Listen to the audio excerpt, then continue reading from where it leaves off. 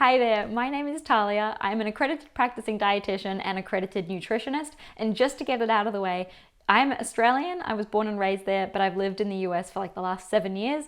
I currently live in San Diego. So now that we've got that out of the way, let's dive right in.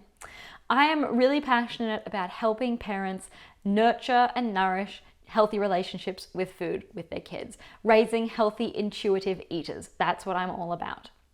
I believe that every child deserves to have a healthy relationship with food right from the beginning of when they start their eating journey. I also help parents who have picky eaters. I prefer to help you prevent having a picky eater, which usually that behavior tends to start between 12 and 18 months. So if you already have a picky eater, don't worry.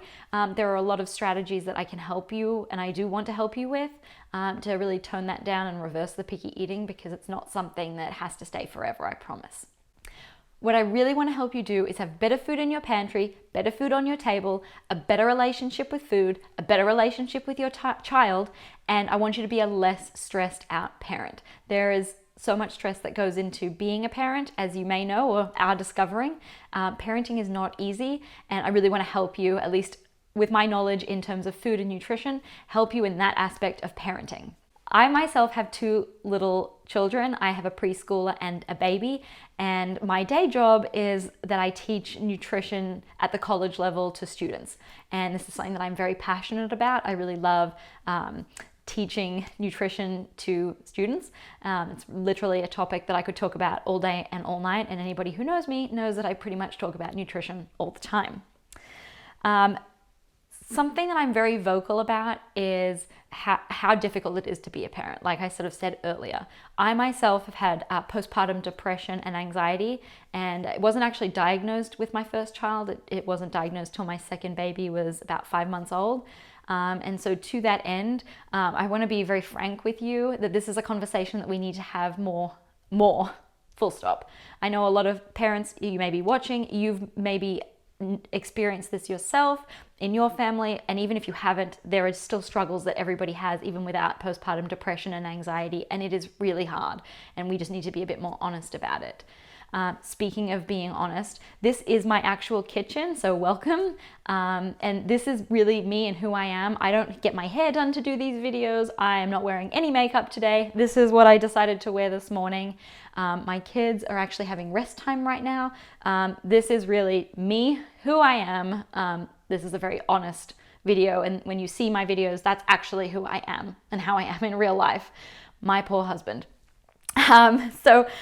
Postpartum depression and anxiety, something that we need to talk about more. The difficulties of parenting, something we need to talk about. And not being perfect. There's so much pressure around for parents to be perfect. And I want you to know that I'm not perfect. I have my computer here so that I can read. I have my notes here so that I can give you the information that you need to get. So let's just be really honest about that. One of the things that I wanted to talk about, sort of segueing nicely from the postpartum depression and anxiety, is that a lot of parents, or a lot of people in general, have this connection between food and love, and that we show love through food. And that is true. And I need you to throw that out the window once you're a parent, because you need to uncouple those 2 concepts when you're feeding your kids. Because if your child rejects the food that you've put in front of them, they're not rejecting you or the love that you have for them just because they've rejected that food. And this is a trap I see a lot of parents fall into. So try it and do this, and just uncouple those 2 concepts and not take it personally, because they are not, love and food are not the same. The other thing that's related to that is how we ourselves model our own experiences through food to our children. And these may be things that you might not even think about, the way you talk about food, the way you view food. And that all comes down to how we model our own relationship with food to our kids. And that's really something that I'm going to talk about. So I'm really thankful that I'm in this unique position where I have a lot of nutrition knowledge and understand it at a very deep level because of my training and my job. And it's something that I want to share with you to help reduce your stress around mealtimes, your stress when it comes to feeding your children. And like I said, I want to help you have better food in your pantry, better food on your table, a better relationship with food, a better relationship with your child, and again, be less stressed out. And some of my videos that are going to be on this channel are going to be food label analyses. That's going to help you at the supermarket pick better food to bring home to start with. And from there, we can move forward to having a better relationship with food and better food in your home. As you may have noticed, something else that I talk about a lot is nourishing healthy relationships with food. All food, and that includes dessert. Dessert is a food, and I want to talk again about mindset here, where take a step back and close your eyes if you want to. Think about how desserts or sweets were treated in your family when you were growing up. Were they restricted? Were you told you weren't allowed to have desserts? Were you told they were sugary or bad, that they would make you fat? Were you bribed that you only got dessert if you did something else? That could be cleaning something, putting your clothes away, it could be eating your broccoli. Was certain foods used as a bribe? And did you ever feel that you needed to eat those foods in private when your parents weren't there? I have had a lot of very personal messages from parents saying yes, that their parents restricted their food and that the child would binge eat it when the parents were asleep or out of the house, and they would have to hide their wrappers, and they would feel so guilty about what they were doing, that they wanted to eat those sorts of foods. And that really is quite heartbreaking. I don't think any parent ever wants to hear that their child binge ate some chocolates while they were asleep because the child was afraid of what the parent would do. That's really the opposite of what we want to do. We want to nourish a healthy relationship with all foods, including dessert. The next thing I want you to think about is how do you treat desserts in your own home currently? Do you restrict your kids from eating them? Do you put them on the same plate? Do they have dessert after their meal? Do they eat dessert frequently? Do you eat dessert frequently? Do you feel like you have to hide when you're eating dessert? Do you have any feelings around eating sweet foods? Like, oh, I need to walk that off, or I need to exercise before I can eat that, or that's a bad food? Do you say things like, this is a clean food and you can't eat that, or it's unhealthy or sugary? All those words have a very negative connotation to them, and children pick up on that. And that is, again, going to do the opposite of what we want, which is building that healthy relationship with food. What parents unwittingly do by trying to educate their children about this food being healthier than that food is that they're going to draw attention to it, and that's going to cause their child to want it more. Same thing with bribing. It does the opposite of what parents actually want. So what we really want as parents is actually for our children to continue to listen to their innate hunger cues. Every child, barring a very rare medical condition, is able to know when they're hungry and when they're full, and stop when they're full. Think about the last time you ate, or think next time you do eat. Why did you stop eating? It's probably because your body told you that you were full. And who can tell you that? Your spouse certainly can't tell you when you're full. Your mother can't tell you when you're full. Your friend can't tell you when you're full. You're the only one who actually knows when you're full. And we need to respect our child, that they are the only ones who know when their bodies say that they've had enough and that their bellies are full. And we really, really want to encourage our children to keep listening to what's going on inside their bodies and not what's going on outside with have more bites, eat this before you can eat that. One more thing I wanted to talk about in terms of mindset was snacks. Snacks is another thing that I see a lot of parents fall into these struggles with their kids. That their child won't eat a meal like lunch, and then 20 minutes later is crying for a snack. This can be avoided by doing a few things, but the one I'm going to talk about today is I want you to reframe your mindset around snacks. I want you to start thinking of snacks as mini meals, and I like to call this the mini meal mindset.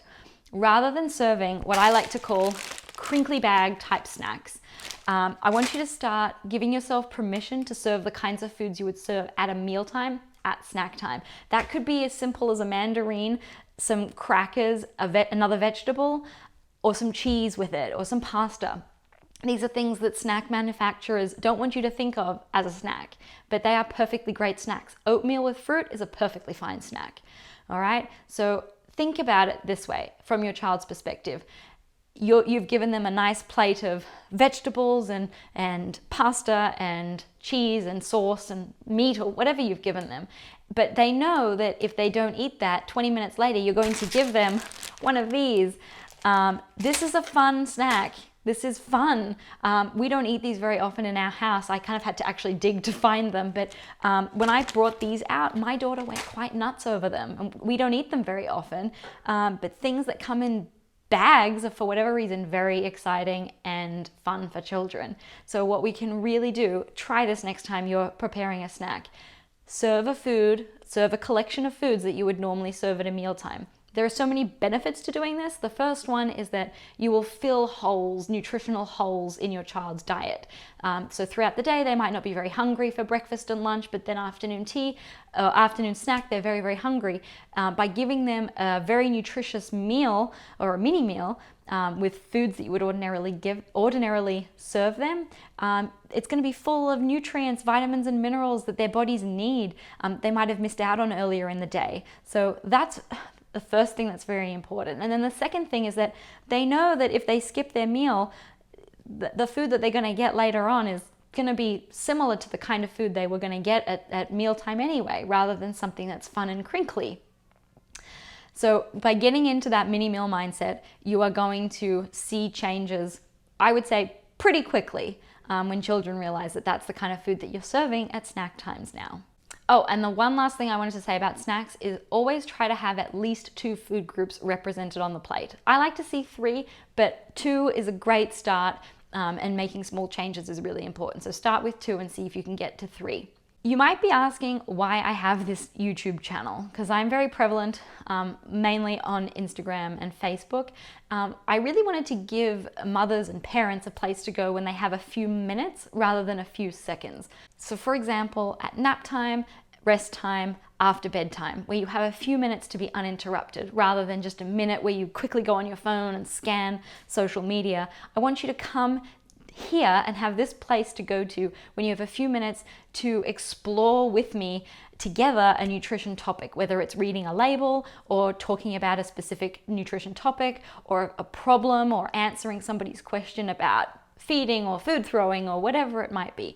I really want you to have this place to go when you have a few minutes to explore a topic together with me. The things that I'm really going to be talking about a lot on this channel are building trust with your child, how to nourish healthy relationships with food, what you can do if you have a picky eater or what you can do to prevent picky eating.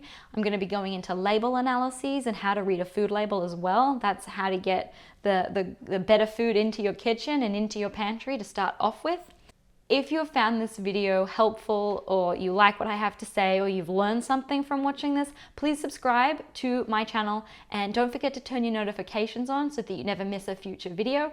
And if you have any questions or there's a specific nutrition topic or parenting related topic about feeding your children that you want me to talk about, drop me a comment below in the comments section. I will read them all and it'll let me know what you actually want to learn more about or what you want to explore with me, and I can do future videos on those topics for you. So thank you so much for tuning in. Please subscribe and I will see you at the next video. And again, my name is Talia. Thank you. I really hope you enjoyed that video. Here are a couple more and I will have a new video coming every week, so please subscribe.